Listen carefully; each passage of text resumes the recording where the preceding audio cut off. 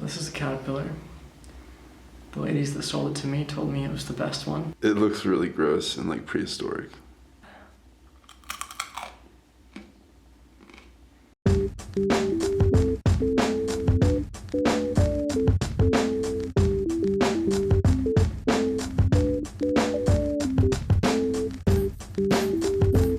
I'm uncomfortable.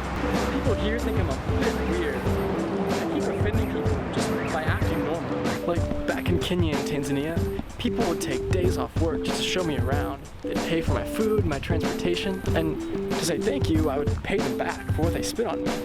And that would really offend them. Here's a picture of my friend Bern. When I tried to pay him, he literally turned his back in shame. Or my friend Rebecca, when we tried to pay her, she just hung her head. We can't accept that, they said. Okay, nice to meet you. So when I started working here, I started making lots of great friends that I see every day. Sometimes I'll offend them on accident by forgetting to greet them in the morning. People want to make me food, and I don't want them to go to the trouble of making it for me, so I'll just say, no thanks. And that can really hurt their feelings.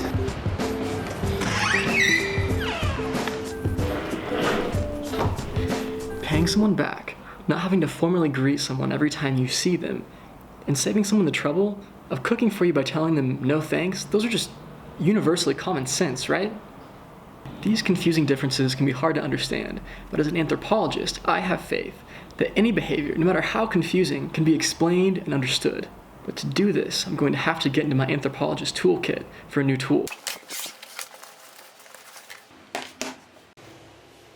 Sociologists Peter Berger and Thomas Luckman published The Social Construction of Reality in 1966, in which they define the sociology of knowledge as whatever passes for knowledge in a society, regardless of the ultimate validity or invalidity of such knowledge. They explained how people form shared understandings of how the world is. When any group of people find themselves together, they construct norms to govern their social relations. As habits and practices are continued over time, newcomers into those groups interpret those assumptions as immanent rules, and thus knowledge is created.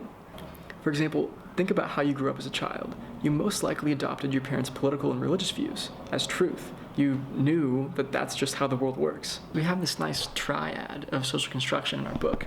All knowledge, people's conceptions and beliefs of what reality is, are acted out as behaviors which become embedded in the institutional fabric of society, which in turn affect people's knowledge and beliefs. Reality is therefore said to be socially constructed.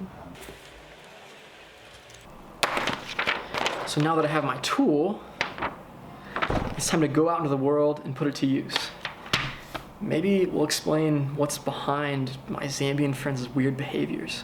Luckily, I'm surrounded by experts in Zambian culture. 16,210,000 experts to be approximate. I enlisted the help of my friends Joachim, Pauline and Penelope, Liz, Lily, and Aunt Elizabeth to find answers.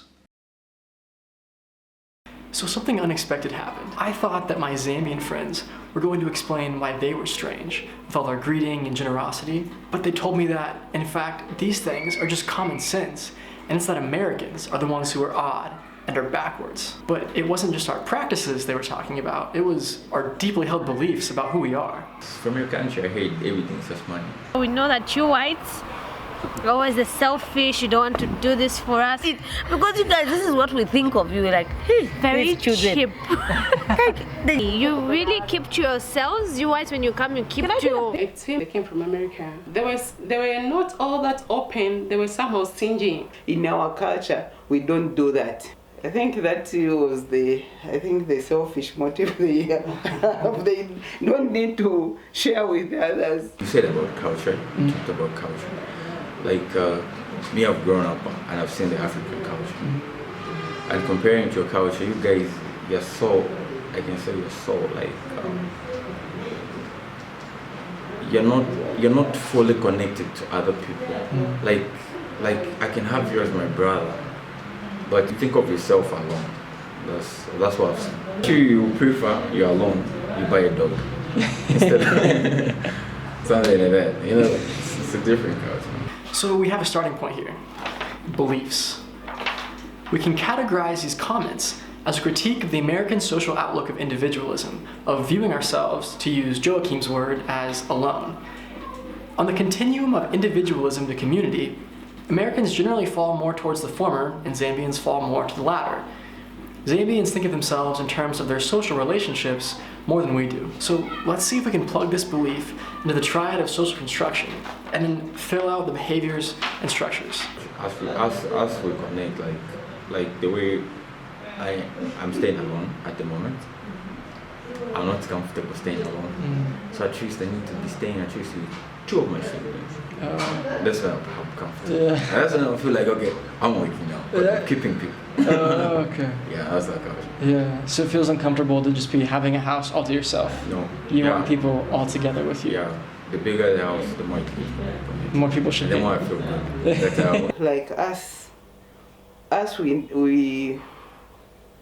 we like sharing with others, helping others, because if you have that heart of sharing, it gives joy to share whatever little you have with your friends. Or a little we have, we believe that when we help, and that the help will come where you don't know where it is coming from. Here we have a behavior, sharing. Joachim doesn't feel comfortable unless he's providing a home for someone else. Elizabeth describes the joy that she gets from sharing. And she describes a new supporting belief that when you help your community when you can, your community will help you when you need it. So this belief and behavior have a purpose. It upholds a larger structure, society, in which sharing with others is key to, as Joachim puts it, survival. I think African culture is better. Yeah. Yeah, because here, even if like I don't have any cash on me, any cash for a week, I can still survive. Properly. So, Because I've got cousins, I've got brothers, I've got what. They can even accommodate nearly a year without a problem.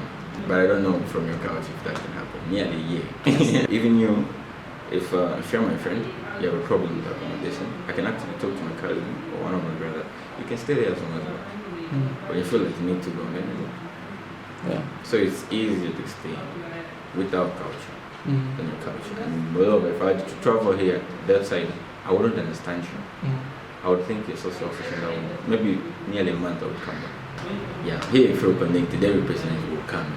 In the book, we talk about gift-based economies, the function of which is to foster generosity between people so that you can rely on your relationships for resources when you need them. In this system, the community is the only safety net one has. Zambians participate in the market economy, but it fails many of them. 60% of people in Zambia live below the poverty line, and 42% live in extreme poverty. That's less than $1.25 a day. Most people are subsistence farmers, meaning that they aren't actually subsisting. For most Zambians, beliefs in the power of community and generosity and the behavior of sharing keep the society functioning. And in this structure, a structure where most people live in a precarious social situation, beliefs like individualism not only don't fit in well, they don't work at all. For the very poorest communities here, if you live selfishly, you could die. So therefore, we can see how these beliefs, behaviors, and structures enable and are enabled by one another. There's a lot more that goes into this. The people that I interviewed aren't subsistence farmers, they're working professionals. But they still maintain that these beliefs and practices make for a more reliable social structure.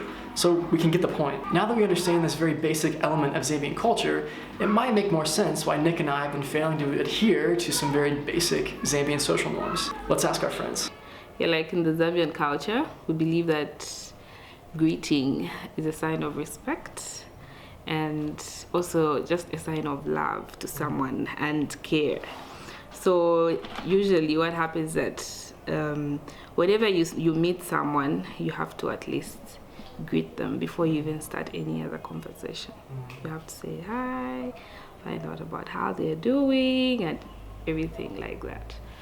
So you really have to first greet them before you start any other otherwise a person would get offended. It just neutralizes the air. It just gives you a harmonious kind of like environment. That's what we believe in. When you greet each other, you just harmonize everything, no matter whether the person was upset. It just breaks that anger in that person. If you had an argument yesterday at work and the next morning someone just says, hello, how are you? You know, okay, fine, this person, whatever happened yesterday, I think maybe it will be easy for me to go back and apologize. Because you need to know how they'll answer you and say, hello, how are you? Oh, hi, that's fine. Then, oh, okay, there today. I'm not going to go there. In a culture where relationships are key to flourishing, it's important to be able to diagnose problems in relationships and give relationships the care they need to keep them healthy. The formal greeting is a social tool that can do that, and it's become embedded into the everyday life of Zambians. And to Zambians who see the world from a community-focused perspective, not greeting is really weird. It would hurt most people's feelings in Zambia if Americans were to jump in a conversation and didn't even greet them. Yeah, you have to greet first. You can't just join a conversation without greeting someone. That would look so abnormal, like where you coming from. Yeah. With the Americans, I think it's very normal, because with them, they I don't know, like, anyway, as I said earlier, cultures are different, so I'm not really sure how what they really believe in. So you guys in America, you just Sit on your tables. You just walk in a room and with your colleagues, and then you just walk and then you just sit and continue life like that? When it comes to paying a friend for doing you a favor, it was explained to us by our friends Livingstone and Fred that paying a friend for a favor is symbolic of giving their friendship back. It's turning their gift into a service by placing a market value on that and paying for it. Turning down food is similar. It's just another expression of friendship and generosity, and you can reciprocate that by accepting the gift. Now, the model that we just built together is far from complete. We can keep building on it and finding new connections and explaining new things. Take family structure, for example. Lily contrasts family structure in Zambia with family structure in the United States. So like for us Africans, as we believe in extended families, as we can be 10, 15, 20, staying at one place. In America, they'll say, go and have your own place. Yeah. When we are of age, you're 18, we're independent, we're a grown up. Yeah. But in our culture, as you're still a baby, Okay. you're still a baby, you don't have to move, don't have to go anywhere. Somebody can be 25, 30, you can be staying at the same place as long as you don't have anything to do. She just perfectly described how beliefs about coming of age and responsibility of the individual influence American behaviors of sending people out of the home. In Zambia, you want to have your extended family members living with you. There's no such thing as being too old to live with your parents. Living together is a strength in a culture that relies on community. But in our own culture, which values the individual, 30-year-olds living with their parents are seen as moochers and freeloaders. When it comes to extended family members, cousins may be referred to by some as brothers and sisters or nieces and nephews. In the video with Gift introduces us to his sisters. Those three there, which they were there. Yeah, it's like my sisters. Yeah. But only one of those girls is his biological sister. When speaking of family members this way, we place our family members as close as possible on the conceptual bloodline. Brother and sister are how you address strangers here. Little children, to show respect for me, they don't call me sir, they call me uncle. If I were to open this door right now, there would be several of my nieces and nephews calling their uncle to come play with them. This isn't surprising when considering these practices in the context of the beliefs that we already identified. It's important to note that this isn't perfect. It leaves a lot out and it wasn't very deep. I'm just a 21-year-old with a triangular diagram who read his anthropology textbook. But I was able to use this idea to ask questions about something that mystified me and use this idea to see something from multiple perspectives and create my own answers, my own theories about why the world might be working the way it is. Franz Boas, an anthropologist who critiqued racism and nationalism, talked about the shackles that tradition has laid upon us and said that when we recognize the shackles that tradition has laid upon us, we can break them. When we think of the world as socially constructed, everything changes from is to might be. Nothing is concrete and anything is possible. We can become more creative and less likely to be trapped in old ways of thinking. But this isn't just about us as individuals. What does the theory of social construction have in it for me? It's about society at large. All social problems, or structural problems, exist because there are beliefs and behaviors in that structure that support it. Segregation in the United States would not have been possible without racist beliefs and their corresponding behaviors. Because we live in these structures, we have to make a choice. Are we going to take the blue pill or the red pill? Are we going to be complicit in structures that perpetuate oppression, or are we going to dismantle them?